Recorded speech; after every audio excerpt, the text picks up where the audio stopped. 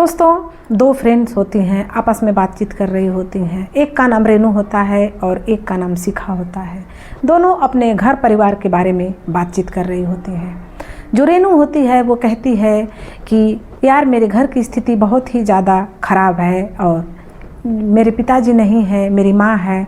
माँ सबके घरों में झाड़ू पोछा करती है और वहीं से जो भी पैसे मिलते हैं हमारा भी उसी में देखभाल होता है, पालन पोषण होता है और हमारे स्कूल की भी फीस जाती है। बहुत ही दिक्कत है हमारे घर में। लेकिन जो शिखा होती है, शिखा कहती है कि नहीं यार, मेरे घर में तो धन दौलत की कोई कमी नहीं है, क्योंकि जो मेरी माँ है और पापा हैं दोनों सरकारी जॉब करते हैं और बहुत ही अच्छा है, पैसा रुपया की कोई कमी नहीं है मेरे घर में। लेकिन क्या बताऊँ यार, मेरे घर में बहुत ही बड़ी दिक्कत है। तभी वो रेनू कहती है कि क्या हुआ? तो शिखा कहती है कि मेरे घर में यही प्रॉब्लम है यार कि एक ही मेरा भाई है और वो भी बिल्कुल नालायक है। वो बहुत ही ज़्यादा पैसे रुपए इधर उधर खर्च करता है और वो लड़कियों का शौक़ रखता है और हम बहुत ही ज़्यादा परेशान हैं। उसकी वजह से हमारे घर में आए दिन क्लेश होते हैं। जब ऐसे शिखा कहती है और बिल्कुल मायूस हो जाती है, तभी रेनू कहती है कि कोई बात नहीं यार, तू एक काम कर, तू अपने भाई की शादी करा दे, फिर देखना कैसे तेरा भाई सुधर जाता है। तभी शिखा कहती है कि नहीं यार, ये सब भी हमने करके देख लिए। उससे जब बात करते हैं शादी के बारे में ना, तो वो बहुत ही ज़्यादा चिल्लाता है और कहता है कि मैं किसी के पल्लू में बंद करके नहीं रहने वाला हूँ और ना ही किसी का गुलाम बन के रहने वाला हूँ। मैं ऐसे ही आज़ाद ज़िंदगी जीऊँगा। और वो नहीं मानता है। हम लोग बहुत ही ज़्यादा परेशान हैं।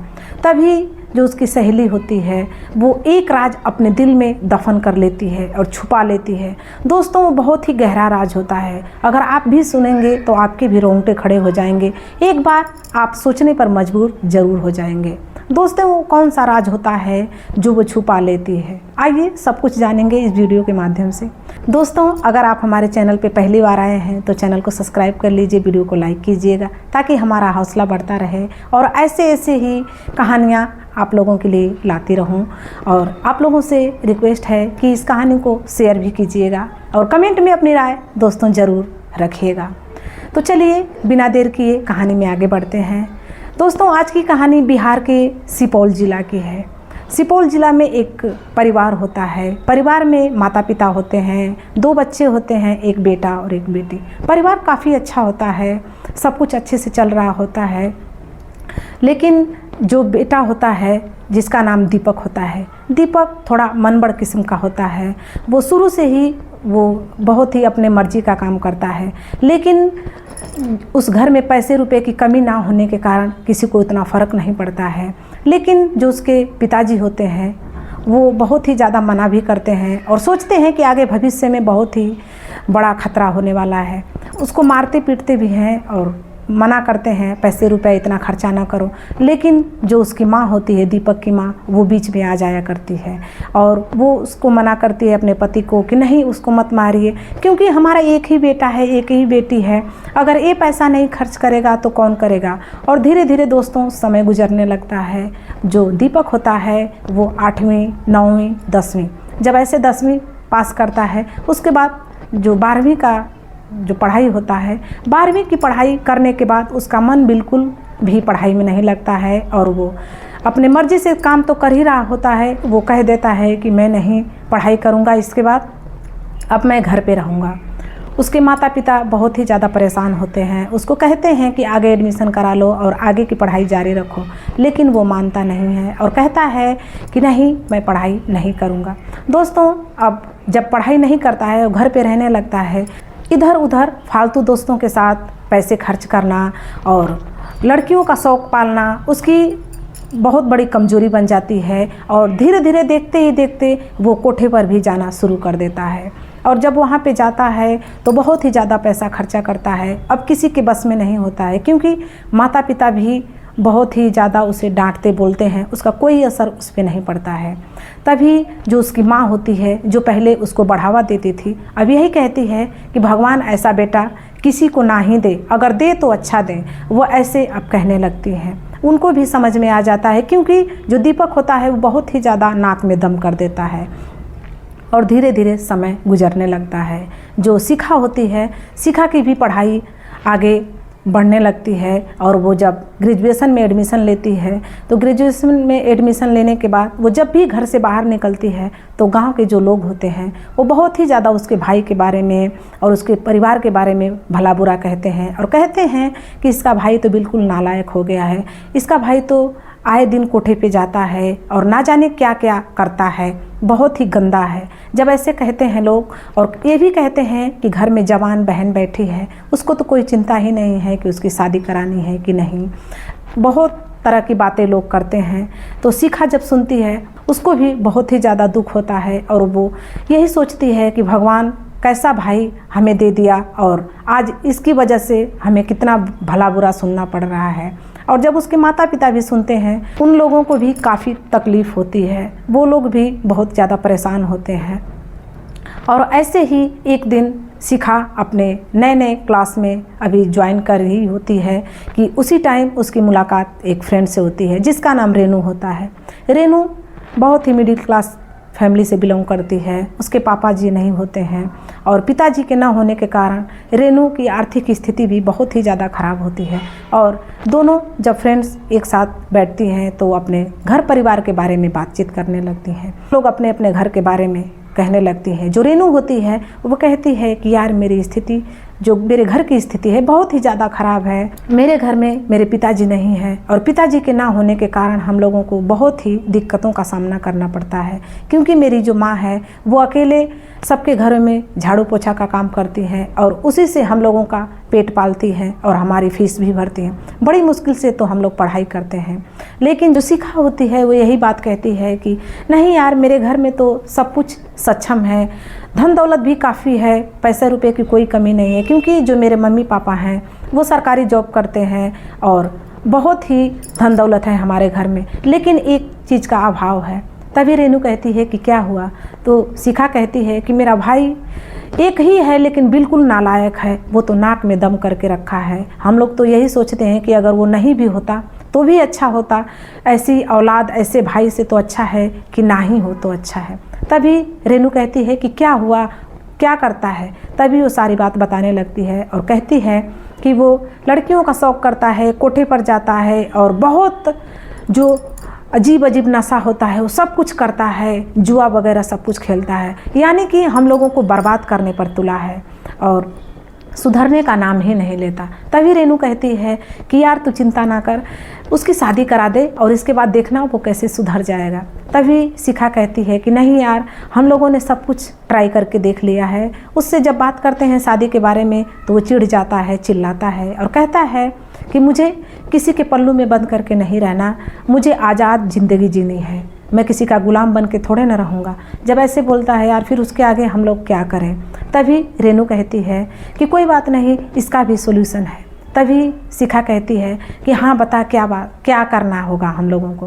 तभी रेनू कहती है कि यार तू ऐसे किसी लड़की की तलाश कर जो तुम्हारे घर में भी रहे और तुम्हारे भाई को अपनी ओर आकर्षित करे, और धीरे धीरे करके जब अट्रैक्शन बढ़ने लगेगा तो देखना तेरा भाई कैसे उसका गुलाम बन के रहेगा और उसके पल्लू में बंद करके रहेगा, और देखना वो घर में ही रहेगा और कैसे सुधर जाएगा। जब ऐसे रेनू कहती है शिखा से तो शिखा को भी एक आशा की किरण नज़र आती है और वो कहती है, खुश हो जाती है और कहती है कि यार तू मेरे मम्मी पापा से बात कर, मेरे से बात करके कोई फ़ायदा नहीं, तू मेरे मम्मी पापा से बात कर, तू मेरी फ्रेंड है, तू मेरी मजबूरी समझ रही है। तभी रेनू कहती है कि चल कोई बात नहीं, मैं तेरे घर संडे को आऊँगी। और इसके बाद संडे का दिन भी आ जाता है। रेनू को लेकर के शिखा अपने घर आती है। जब आती है तो अपने मम्मी पापा से भी मिलाती है और कहती है कि मम्मी पापा, ये मेरी बेस्ट फ्रेंड है और बहुत ही अच्छी हमारी दोस्ती है और आप लोगों से मिलना चाहती है। और सब लोग मिलते भी हैं, बातचीत होती है, चाय पानी वगैरह सब कराती है। और उसके बाद वो दीपक के कमरे में लेकर के जाती है जहाँ दीपक कंबल ओढ़ करके सो रहा होता है। उसके पास जब शिखा रेनू को लेकर के जाती है, दोस्तों एक बात यहाँ पे जाहिर है, क्योंकि वो किसी और को ढूंढने की बजाय शिखा वो अपनी सहेली को ही बलि का बकरा बना देती है। और यही बात होती है जो शिखा रेनू को घर लेकर आती है। और इसके बाद दोस्तों क्या होता है कि जब उसके कमरे में जैसे ही ये दोनों एंटर करते हैं, जो शिखा होती है अपने भाई को जगाती है और कहती है कि भाई उठ जा, देख तेरे से कौन मिलने आया है। तभी जो रेनू होती है वो कहती है कि यार मैं तेरे भाई से थोड़े ना मिलने आई हूँ, मैं तो तुम्हारे मम्मी पापा से मिलने आई हूँ। तभी शिखा कहती है कि कोई बात नहीं, देख ना तू कब से सो रहा है और देख तेरे से मिलने कौन आया है और तेरे को तो कुछ समझ में ही नहीं आ रहा है। तभी जो दीपक होता है उठने के मूड में तो नहीं होता है, लेकिन फिर भी वो अपना कंबल हटाता है और इसके बाद जो शिखा होती है उसी घर में अपनी सहेली रेनू को छोड़ करके वो बाहर निकल जाती है। और जैसे ही दीपक अपना कंबल हटाता है, सामने देखता है तो रेनू खड़ी होती है। उसके तो होश ही उड़ जाते हैं और देख करके वो अनदेखा कर देता है। तभी रेनू जब उसको पहचान लेती है, तुरंत उसके कॉलर को पकड़ती है और उसे पीटना शुरू कर देती है और बहुत ज़ोर ज़ोर से रोने लगती है, चिल्लाने लगती है। तभी इसकी आवाज़ सुन करके उसके मम्मी पापा शिखा बाहर होते हैं। वो लोग जल्दी से उसके कमरे में आते हैं और देखते हैं तो वहाँ का नज़ारा देखकर वो लोग दंग रह जाते हैं, क्योंकि जो उसकी सहेली रेनू होती है वो काफ़ी रो रही होती है और दीपक के कॉलर को पकड़ी होती है। लेकिन दीपक जो होता है अपने कॉलर को छुड़ाता है और कहता है कि मुझे छोड़ो, ऐसे करता है। लेकिन जो शिखा होती है वो रेनू से कहती है कि क्या हुआ, तू क्यों मेरे भाई को मार रही है। तभी जो रेनू होती है वो यही बात कहती है कि तेरा भाई है ये इतना नीच है, इतना घटिया इंसान है कि मैं इसे क्या बताऊं। मैं तो अगर तेरा भाई नहीं होता तो मैं इसे अभी जान से मार देती, क्योंकि इसने मेरे साथ ऐसा काम ही किया है। तभी रेनू और उसके माता पिता भी पूछते हैं कि क्या हुआ बेटा, क्यों तुम ऐसे परेशान हो और क्यों रो रही हो, इसने क्या किया तेरे साथ। तभी वो रेनू सारी बात बताने लगती है, अपने जीवन की आप बीती बताने लगती है और कहती है कि देखिए आपके बेटे ने मेरे साथ बहुत ही गलत काम किया था, क्योंकि जब हम लोग स्कूल टाइम में थे उसी टाइम आपका लड़का मिला था और वहीं पे हम दोनों में प्यार हो गया और प्यार होने के बाद इसने शादी का झांसा दिया और काफ़ी टाइम से कह रहा था कि मैं तुमसे शादी करूंगा और यही झांसा देकर इसने मेरे साथ गलत संबंध बनाए और मैं इससे शादी करने के लिए भी बोली कि तुम कह रहे थे तो शादी कर लो, क्योंकि मैं 2-3 महीने की प्रेग्नेंट हूँ। तभी ये दीपक अपना मोबाइल नंबर वगैरह बदल देता है और वहाँ से भाग निकलता है और मैंने इसे ढूंढने की बहुत ही ज़्यादा कोशिश की, लेकिन इसका कहीं पता नहीं चला और आज तक मैं इसे ढूंढ रही हूँ।